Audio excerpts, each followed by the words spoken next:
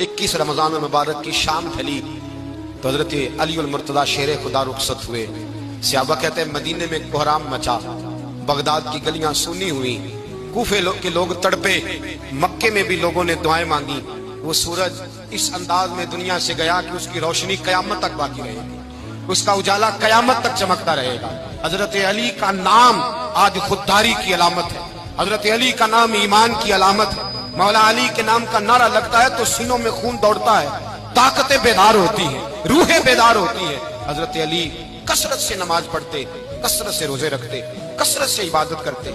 हज तो इतना महबूब था, हर साल हज करने जाते, हर साल हज करते। हजरत मौला अली शेर खुदा रदी अल्लाह तआला अन्हु का आलम ये था कि बावजूद गुर्बत के, बावजूद गरीबी के, घर में कोई शय और ये जानबूझ के गुर्बत इख्तियार की थी, वरना तो मालिक थे कौन है। बावजूद फकरे इख्तियारी के हजरत अली रदी अल्लाह तआला अन्हु के दरवाजे से खाली कोई नहीं जाता था।